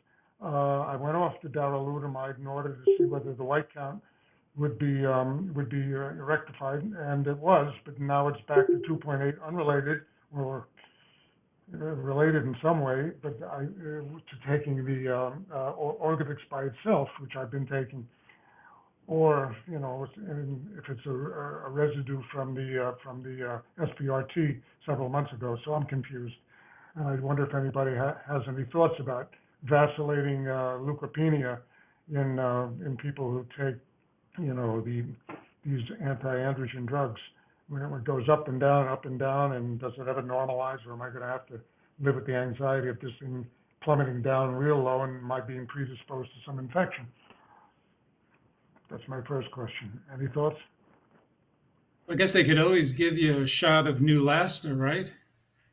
Yeah, that's a drastic last resort. They can do that, but he never mentioned that. But I personally have not heard of white blood cell counts fluctuating like that. Why it would go up and then while you're still on darolutamide vacation, go back down, I have no idea. No. Anybody else? No, I was off the darolutamide for 5 weeks. Yeah, I know. So, yeah, and it went up. Okay. Right, went up, but then it went, when you were still on off darolutamide. I haven't restarted darolutamide until tomorrow. So I've been off darolutamide for 5 weeks. Right. Yeah, I understand. So your white count went up initially, but then it went back down again. All the time that you were not taking... It went down initially from 6.1. It went to 2.4, then 2.8 while I was on darolutamide. I went off the darolutamide. It went back to 4.3. Okay, that was 2 weeks ago, and today it was 2.8 off the darolutamide. Right, I understand. Yeah, I have not heard of that. And your doc was scratching his head, so he doesn't know either, right? He doesn't know either, so I'm kind of lost. All right, that's quandary number one. Quandary number two, how do you all deal with the, my fasting blood sugar is always 80, 85, my hemoglobin A1C is 5.3, and suddenly I start creeping up. I'm up to 107 fasting 2 weeks ago, and now it's 99 this morning, and I didn't eat anything last till, last night after 5 o'clock, and I exercised all morning. I went in there totally fasting, nothing but water. It was 99, which is just squeaking in before prediabetes. I'm just wondering, he suggested I go on metformin. I said, well, I don't feel like taking the full dose. I'm going to take 250 BID twice a day, and it's sort of a prophylactic thing so I don't stress out my pancreas. Have you all had that experience, done it, experimented with it? I think it's a good idea to take a low dose metformin, but Probably good for everybody, even if they don't have prediabetes. It's a longevity strategy, but I wonder if anybody has had success while taking anti-androgens to lessen the pre-diabetic tendency, prevent diabetes from occurring by taking metformin. Is anybody doing that in this group? I think Dr. John did that. I believe his sugar was going up, and then he started taking metformin, and it went back down. Well, that's good to hear. Are you there, Dr. John? No, he dropped off. He wasn't feeling well. No. Okay. I'm doing it because my glucose went up. Yeah. What was that? Yes, sir. And? I said I'm doing it, well, I was doing it because my glucose went up when I was on abiraterone. And you're taking metformin? Uh-huh. You're taking metformin now? I was, not now. Your glucose normalized without it? It's gone down. When you went off the abiraterone? Yes. Oh, I see. That makes sense. Okay. We've got David. David. Wait a David second. Muslin, you have. Wait a minute. David Muslin wants to Yeah, comment. yeah, just for hi Jack, just for a little reference on WBC. I've been on darolutamide for a year and a quarter now, and before I was on that, my white blood cell count bounced from as low as 5.1 up to as much as 7.7 and back down to 5.2, and it seems to bounce around quite a bit. But that's pretty healthy. Never got as low as two, not as low as where you were. It bounces, bouncing within the normal range. That's pretty healthy. I like that. I went from 6.1 to 2.4, 2.8, 4.3, not 2.8. So I'm not sure I understand. Maybe it's an age phenomenon, but younger, more robust guy you are than I am. I don't know about that, but I just thought I'd share these numbers with you. Just trying to understand the numbers. Yeah, me too. But where's it now, Jack? It's this morning. It was 2.8. So and you're still off the darolutamide? Yes, I'm just on Orgovyx.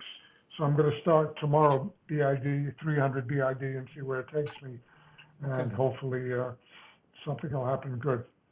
The other thing I stopped the Eliquis I've been taking when I was out in Colorado. I just was getting too easily bruised, too vulnerable. Fortunately, the CPAP has worked to prevent me from getting atrial fib or arrhythmias or skip beats, and I'm feeling really that made a huge difference. So I'm no longer taking 5 days Eliquis. I'm going to speak to my electrophysiologist and get him to sanction it or not. But I feel better not taking it. Just too much. I don't like all these black and blue marks, bruising. And I with all the hiking and all, I thought, well, all I have to do is fall on my head and I'll bleed to death. I know. I got the same thing. I don't know if you can see my arm. I hate that. You were talking about PSA as being in a normal range. Do we, with advanced prostate cancer, think of a normal range like is 1 to 4, like they say, or really we're looking for undetectable 0.01, 0.02? Is that use of normal range typical for people with advanced prostate? You're talking about white blood cell count. Oh, not PSA. Okay. No, No, Sorry. white blood count, Larry. Oh, sorry. that's it. That's all I had to share. I was looking for some feedback. Thanks. Yeah, I mean Thanks, the Jen. new Neulasta might not be a bad idea though, Jack, because there was a well-known medical oncologist named Snuffy Myers, Charles Myers. He was an FDA director of pharmacology, and he was a prostate cancer patient himself. And he regularly gave his advanced prostate cancer patients shots of Neulasta, right, Rick? You remember that? Yeah, I do. He I, I, believed I in it. want.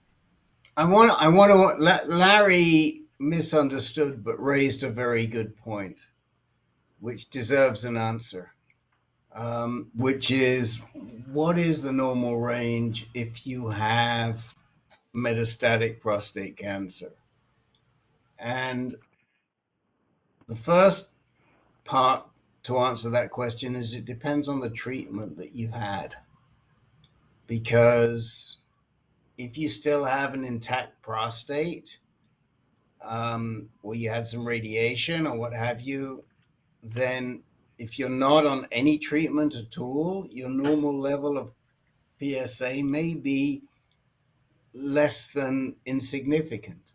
If you had a, a radical prostatectomy, then without any drugs, your normal level should be insignificant because you shouldn't have any prostate cells in your body. So the reference level really depends on what your treatment was, what drugs you're on. Um, Larry, do you want to follow up on that at all? Fish? No, no, I was just thinking about it. I don't know what for me the range is like, undetectable. That's what I want. Yeah. At least for in terms of PSA, and then look for non-PSA producing neuroendocrine or whatever, and keep tracking for that as you choose what treatment you're going to take. But I misunderstood where it was people calling normal range. No, it's okay, but I think it was a good question that you answered that we don't talk about that often. But guys, for example, who are still have an intact prostate, and if for any reason they were to go on intermittent hormone therapy, they could reasonably expect their PSA to climb because they still have healthy prostate tissue there.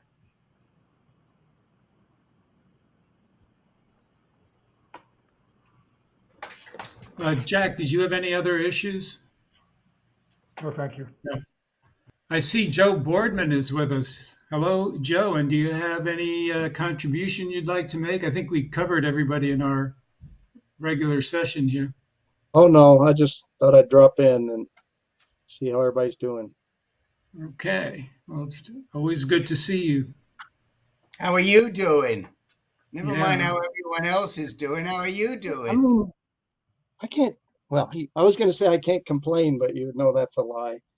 Um, I'm still a bit of an oddity, right? I'm in year 7 of the 3 they gave me because I had my radical prostatectomy Thanksgiving of 16, didn't work.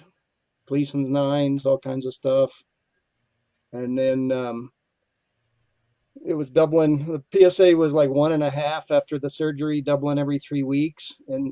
And I had this guy who had just come back from ASCO and said, well, oddly enough, apparently I had some lung mets and a hip met, and that didn't sound good. But the good part of the lung mets was that it just got me under the level of the visceral mets helped by letting them do the new standard of care, which was 6 rounds, docetaxel 6 times, abiraterone starting 6 years ago, and Lupron. And I've been on all 3 ever since, and I've been undetectable less than 0.01 ever since. And they don't quite know why, but that's good. That's now the Well, standard of care, Joe, to have that triplet therapy that you're getting.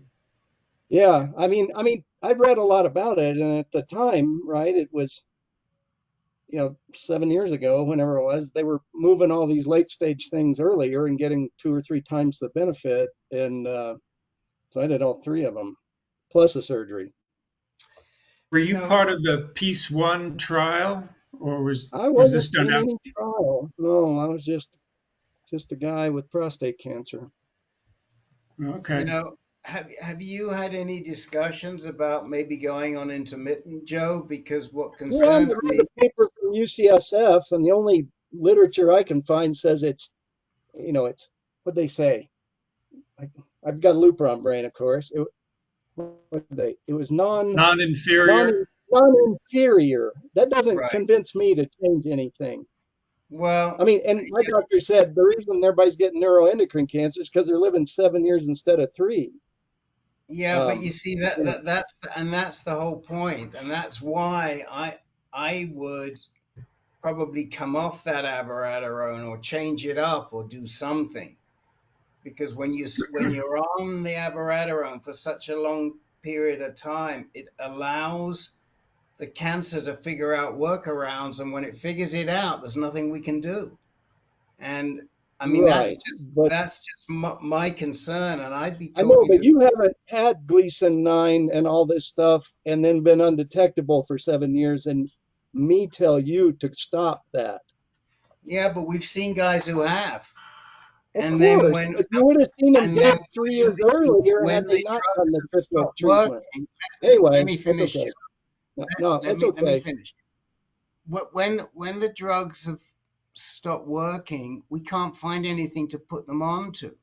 And so when we're saying take a break on it and watch very carefully, which is what a lot of our guys have done, the downside is limited because you're watching so carefully. You may feel better, and then also you can talk about changing it to a different drug. And I understand there's reluctance. We've got 2 or 3 guys like you, but the concern is not But we now. always talk about the peer. Well, let me say something. We always talk about the peer-reviewed literature, and there is none in this regard, right?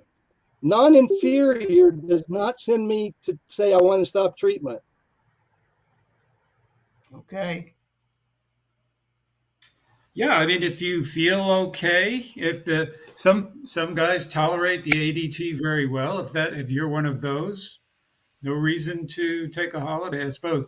I had a discussion with Dr. William O at Mount Sinai in New York about this, just my last visit, and he said with regard to the ADT versus continuous, intermittent ADT versus continuous, he said what they actually found was that there was a slight advantage uh, with regard to prostate cancer specific survival for continuous, but that advantage was lost because overall survival was more advantageous for the intermittent folks, and the reason for that was that people were dying of heart disease, which makes sense because we know that hormone therapy is potentially toxic to your cardiovascular system.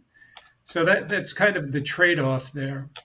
But I mean, if you're happy with I your wouldn't treatment, say I'm no happy, reason but to I'm change. not going to quit treatment.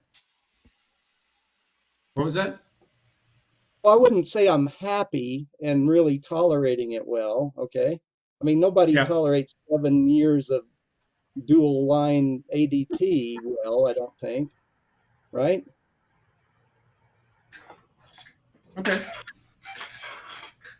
Well, I mean, it's an individual decision. You have to just decide. Well, You know, right. one But I mean, I guess what's the counter to the fact that you're saying all the people goes neuroendocrine? Well, they go neuroendocrine because they're living twice as long as they would have otherwise. No, this brings up no, that they go neuroendocrine because the cancer gets used to the treatment and figures out a workaround. That's a time variable, right? That's Not right. everybody goes neuroendocrine a year and a half into No, ADT, right? no, it's not a time variable. It's a response to the drugs that you're using. It's not a time variable. It's so They need to leave again. are That, you that likely to go? See ya. Are you likely to go neuroendocrine? Um, are you likely to go neuroendocrine if you switch your drugs every so often? I don't think so. I mean, you talk to somebody like Dr. E, and she'll tell you we need to switch it up every so often.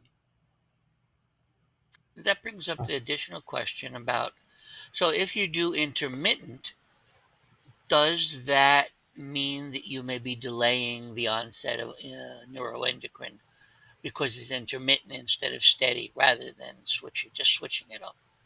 That's a very interesting. That's I don't know that anybody has an answer to that point. well, in theory, that's the theory. I think we lost. Oh, I think we lost Joe. I don't think he had Oh, well. the patience to listen to this, which is sort of sad. Yeah. I mean, that's what happens when you're on that's what happens when you're on uh, this treatment for 7 years. You sort of become Yeah, all we really know is for sure in the literature what they usually refer to treatment emergent neuroendocrine prostate cancer, right? Treatment emergent suggests to me that neuroendocrine evolves or is selected for due to treatment. So if you're not being treated, it's probably less likely that you will develop neuroendocrine. But I don't think anybody really knows that definitively. That's just a theory. Excuse me, Len. Yeah. I believe that you sent me a paper on the subject for people who were on long-term Lupron plus the Abbey, and it was a Right. paper that said that there was an increased chance of it. And I happened to read that, and so I believe, okay, at the 5 year point, I decided to take a holiday, and it's been a little over a year. So I don't know.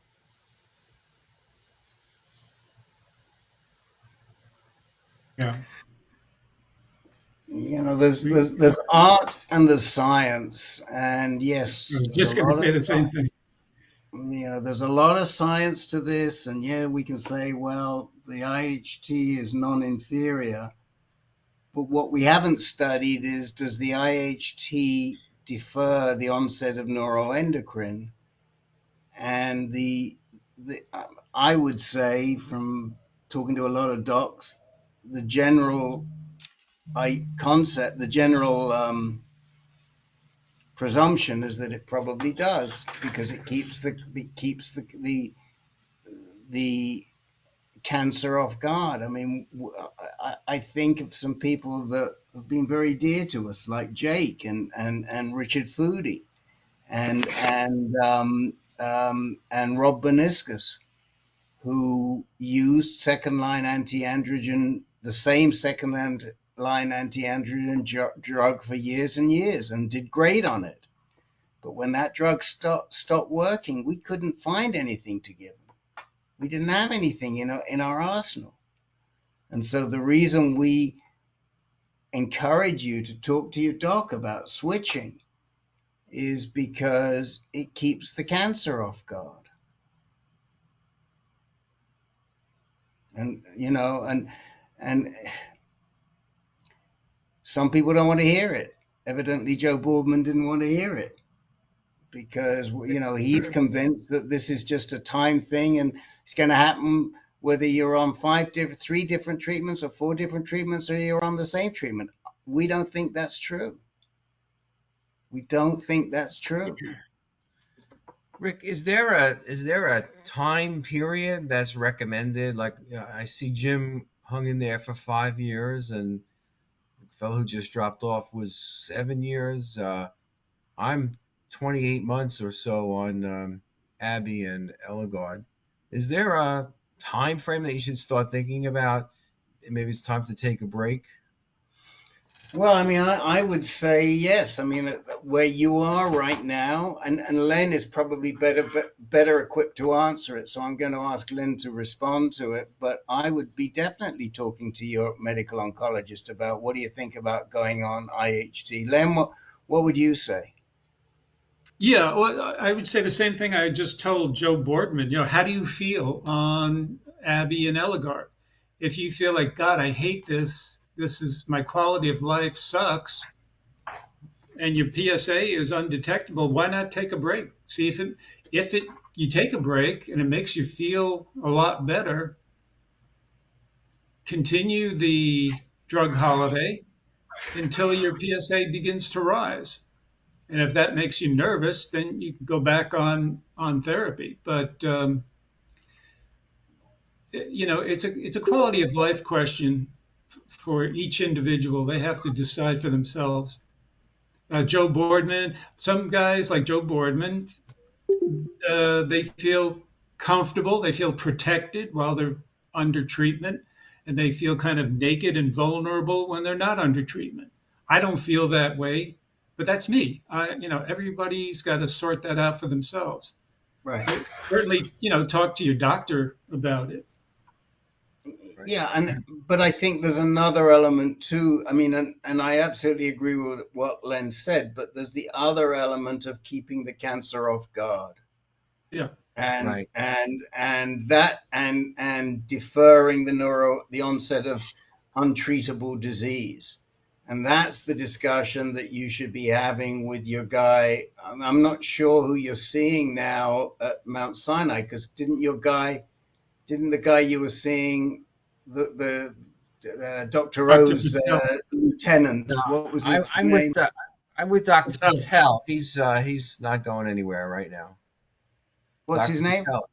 Oh, Patel. I thought he was. Oh, but he's not taking new people either, No, is it's he? Dr. Oh, I think it's Len's doctor who's no longer taking new No, patients. Is that right, Len? no, and Patel also. Yeah, Patel is not I think both of them are not taking new patients. Didn't I Okay. tell you, Rick? I met Dr. Patel at the Arvinus meeting that they invited me to speak. He was Oh there. no. He's like a chief medical officer or something like that for Arvinus. Okay. The guys who are working with that Okay. that Yeah. androgen receptor degrader. So Destroyer. The destroyer. destroyer. So Okay. he's now at Mount Sinai only on Fridays. Dr. O is there only on Mondays. So who do Oh, you see now, Peter? I'm Patel. still with Patel. He's still seeing me. I saw him Yeah. about a month ago. He mentioned that he saw you at that Oh, he did. Yeah. that event. Yes, he did. So I hope he's keeping his existing patients because I like him. I think he's very good. I like And the him last too. time I Yeah. saw him, he did mention the possibility of taking a break and that we would discuss it with my next meeting, which will be in October. So at that Yeah. point, I'll be about 29 months or so. Maybe that's the time I should take a Yeah. little break.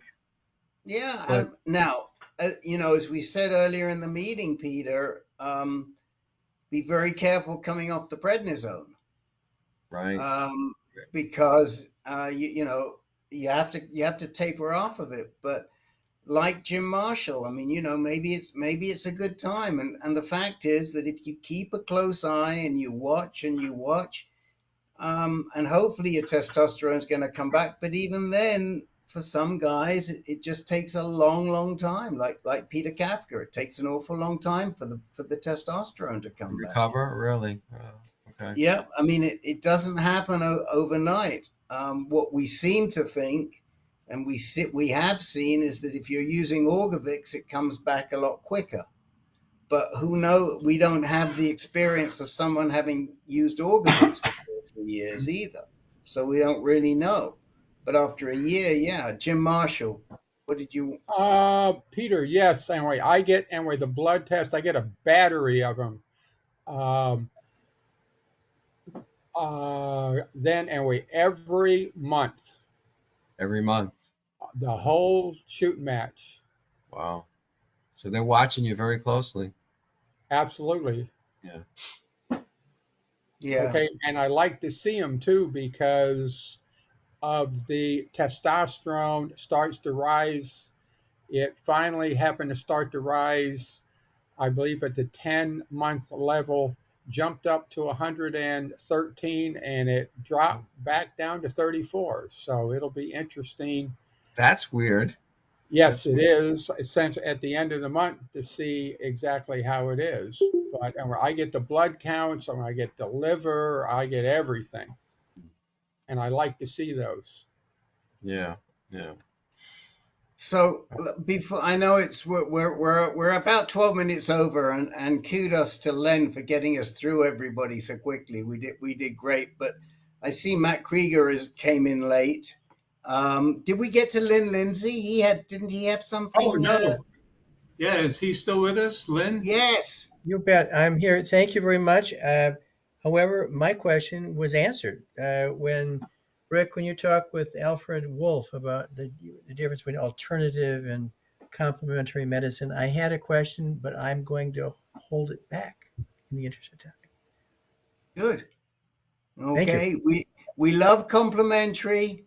We do not like alternative. Okay. Right. As Jim Barnes said, stay away from those coffee enemas.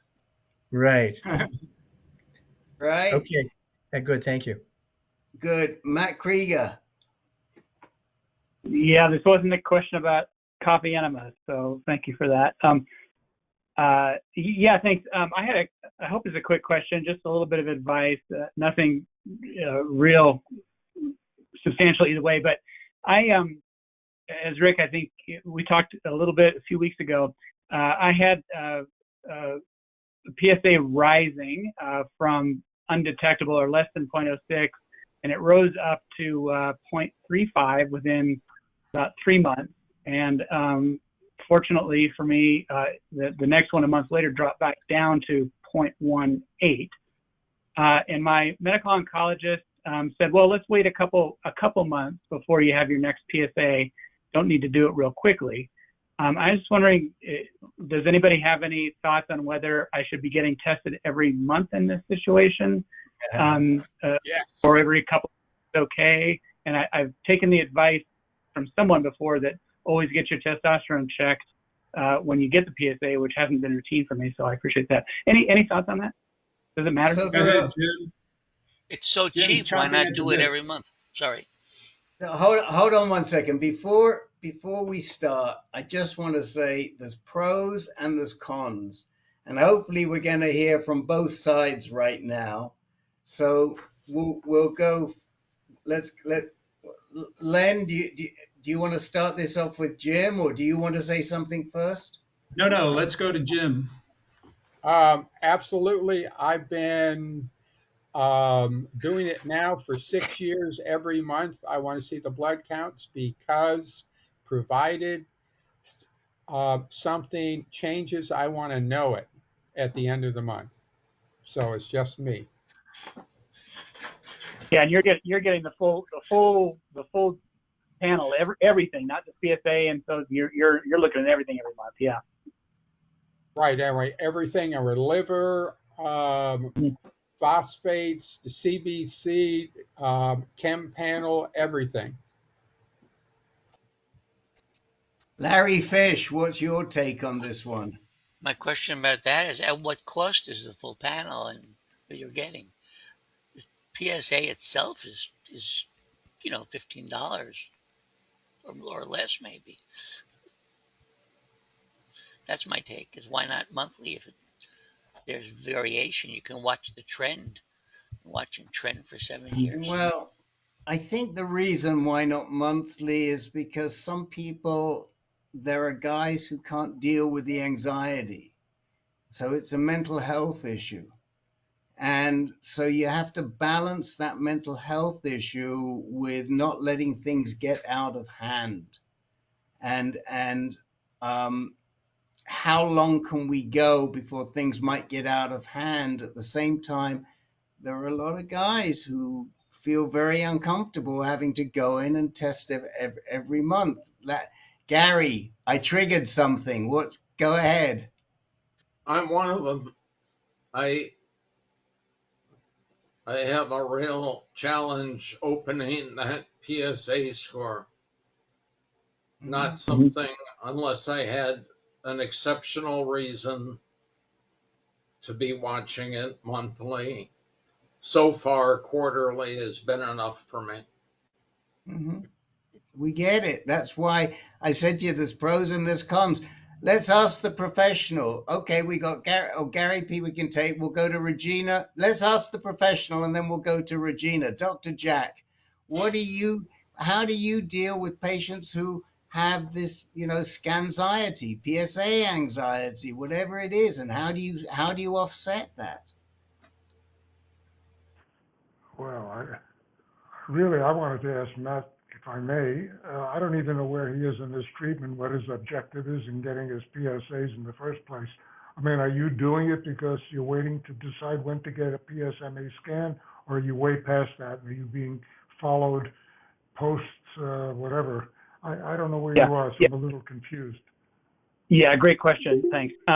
So I went past my initial treatment, which stopped about a little over a year ago, was radiation, Lupron, and 2 years of abiraterone. So definitive radiation treatment, and then the anti-androgens for 2 years. And so I'm about 14 months beyond that, and starting to see my PSA come up and bounce around a little bit. And so, yeah, it is the question if it rises, maybe past 0.5 or such, maybe it's time to get a PSMA scan. So I think I am in that waiting to see if it rises enough to do more scans and figure out what's going on there. Okay, well, that just helps me understand that. As far as some generality about how I deal with patients or myself or anybody I know with prostate cancer with their PSA anxiety, frankly, when I was in practice, I just dealt with it like I deal with anxiety in general over anything else. It's no different. I mean, some people get extremely anxious about anticipating the possibility of some catastrophic situation in life and impending doom, and other people are very laid back and mellow about it. So I don't know if I can be very specific about prostate cancer, like Gary is very anxious about. Gary, is that your name? I can't see you behind my head. And Yeah. doesn't want to have to deal with it too often. And other people are very obsessive about it. They have to know exactly how things are going from moment to moment. And whatever kind of thing works for you is the best thing to do. I have no pat answers on how to deal with that specifically as a professional. Regina, what do you've had plenty of experience here. Are you talking about the PSA I've got to address? I can't address that. I know Russ gets his PSA checked. It used to be every month, and now it's every 3 months. So it seems to be very low, and he seems to be in remission for the most part. So that makes me very happy. However, we are both dealing with depression and anxiety for what's going on in our lives.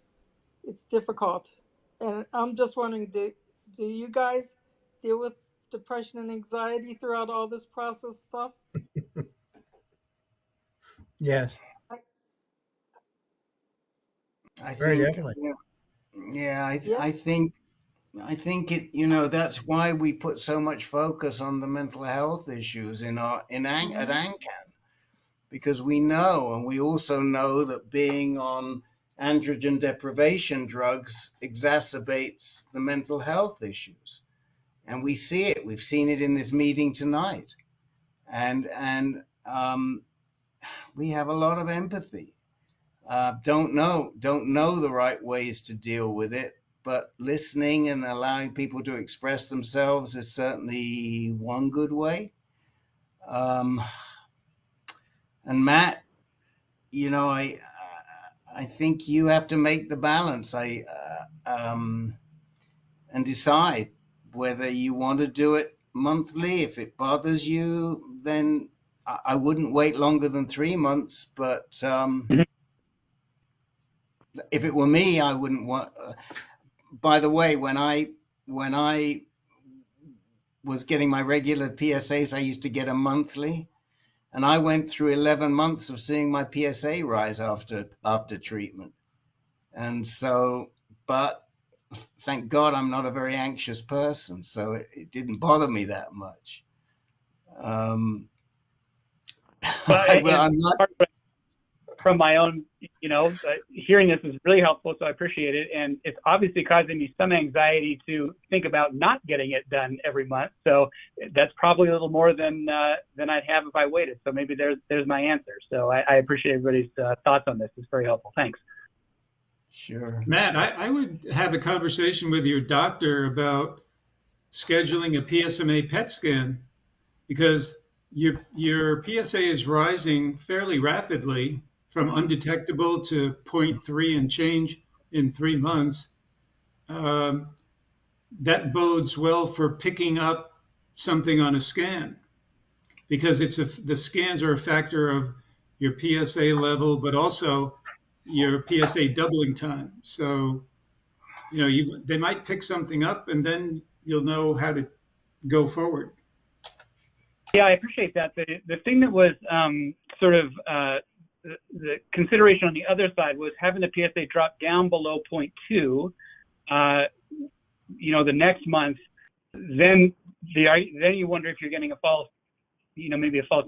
It's pretty low then, below 0.2, where the PSMA, as I understand it, and I'm just getting into this, may not actually pick something up. So if it were to bump up to 0.5, I'd absolutely agree with, or maybe back to 0.4 again. I'm not. So I just put a link in the chat window for you. It was a study that we featured in our reminder about 3 weeks ago. And it's a really important study that we recommend you should read. It was done by Dr. D'Amico and at Dana-Farber and Dr. Carroll at UCSF. And it looks at the risk of waiting on your PSMA scan.